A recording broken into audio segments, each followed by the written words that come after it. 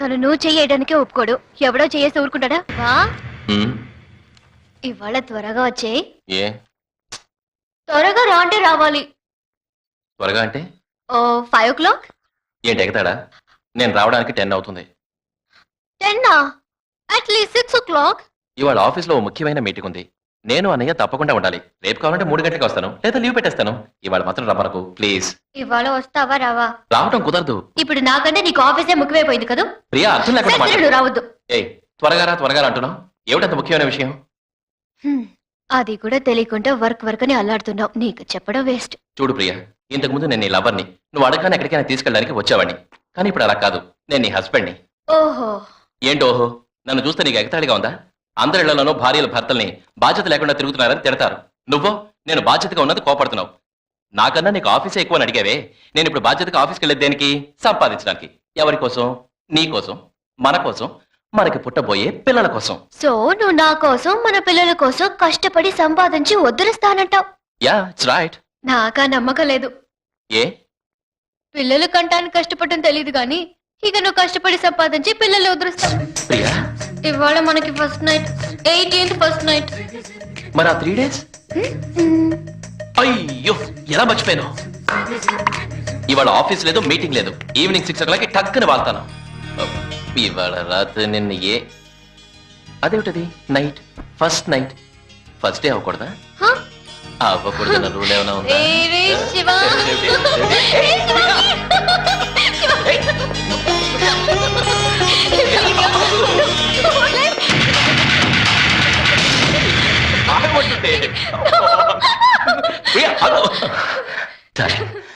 ఎంతమంది పిల్లలు కావాలి? డజన్ మందికి అందావా? అనయ్య వెళ్దాం పదా. బ్రీఫ్ కేస్ నువ్వే తీసుకొచ్చావా?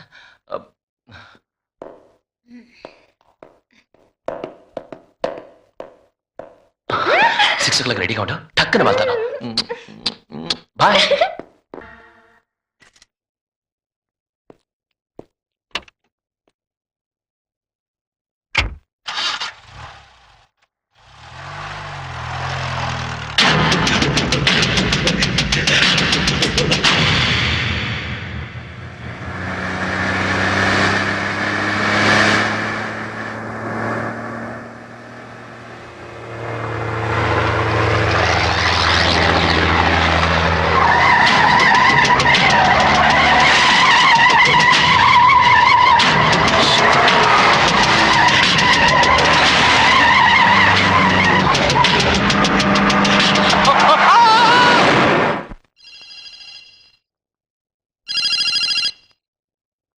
హలో, ఏంటి సుధా? శివ ఇంకా బయలుదేరలేదా? హాఫ్ అన్ అవర్ ముందే బయలుదేరతానని చెప్పాడు. అక్కడే ఉన్నాడా? ఎక్కడి నుంచి మాట్లాడుతున్నావు? మార్కెట్ రోడా? ఇవాళ కాన్ఫరెన్స్ లేదా? ఏ ఏ సుధా? చిన్న చిన్న వాట్? మీరు భయపడాల్సింది ఏం లేదు. కార్ ఒకటి డ్యామేజ్ అయింది. వారికి దెబ్బలేం తగలేదు. Nothing to worry. మీరు ధైర్యంగా ఉండండి. సుధా, ఫోన్ లేవు.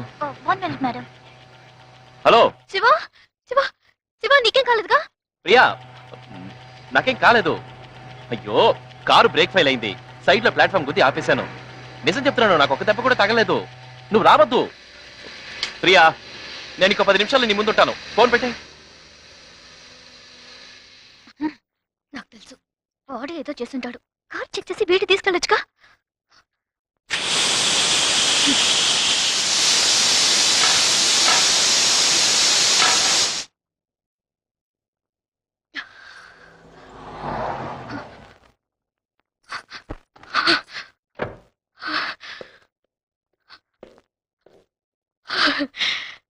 Thank God.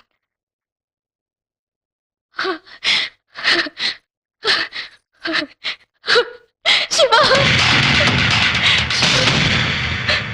Shiva! Come back to the desert. I need to buy for that.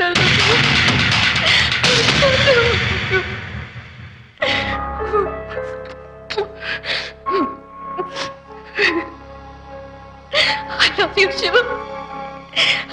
I love you. నా నాకెంత భయం వేసిందో తెలుసా?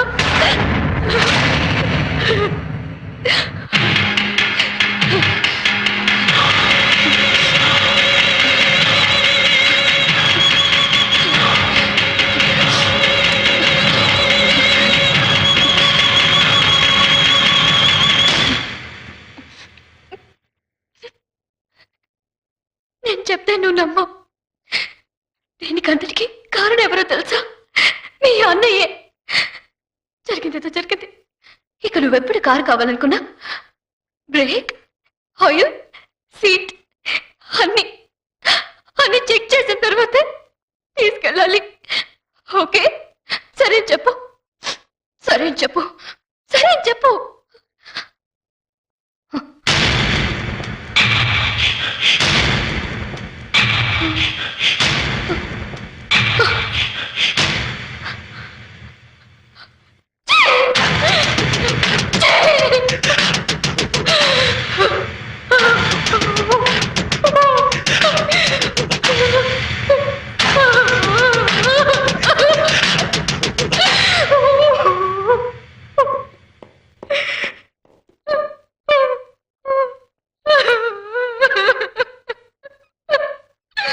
ఏ ప్రియా, నాకేం కాలేదుగా, ఎందుకు అనవసరంగా ఏడుస్తున్నావు? అనయ్య, నువ్వు వెళ్ళి నేను చూసుకుంటాను.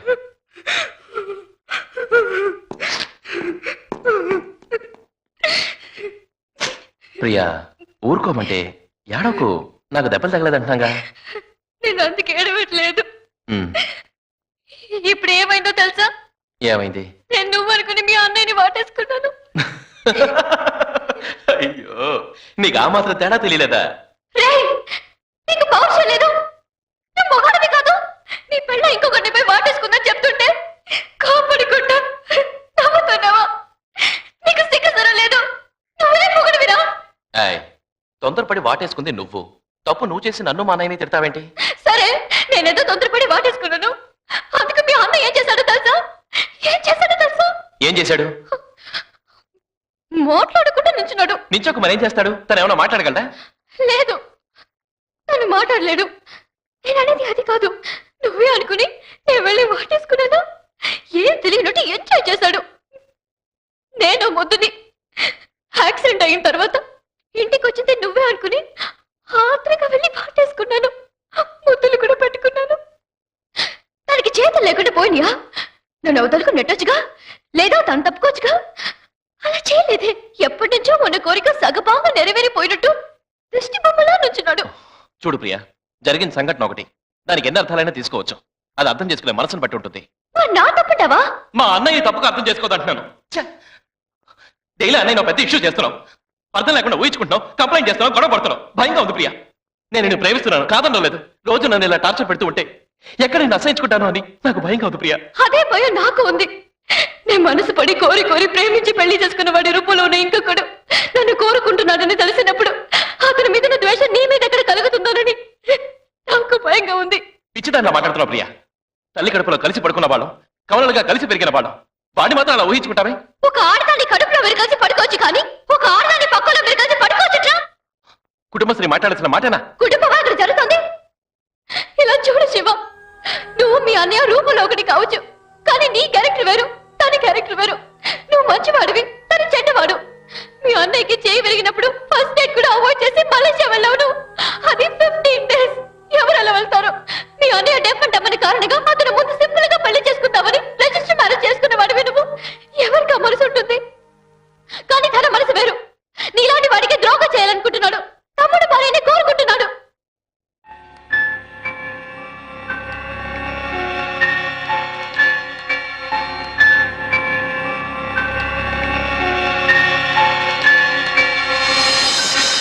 నెమ్మదిగా మాట్లాడు, పైనే ఉన్నాడు. ఎంతన్నా తనకు వినపడదులే. ఇంకా నయం, ఆ దేవుడు అన్నయ్యని డెఫ్ అండ్ డమ్ చేశాడు. లేదంటే ఇప్పుడు నువ్వు అన్నదంతా తను విన్నాడే అనుకో, ఆత్మహత్య చేసుకుని చచ్చుంటేవాడు. ఏం చేసుకోడు? ఆ దేవుడు డెఫ్ అండ్ డమ్గా పుట్టించబట్టే ఈ డిఫరెన్స్ అయినా మీ ఇద్దరికి ఉంది. లేదా నిన్ను హత్య చేసి నేనే శివనంటూ వాడెప్పుడు నన్ను అనుభవించాడు.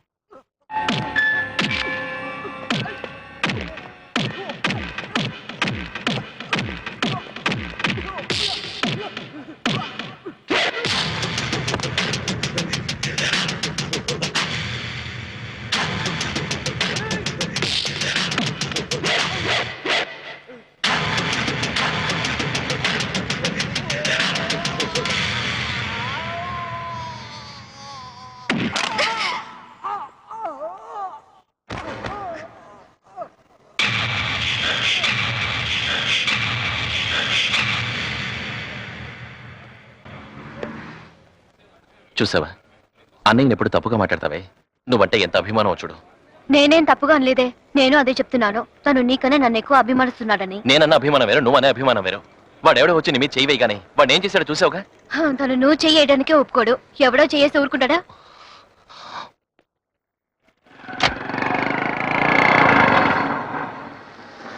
సరేరా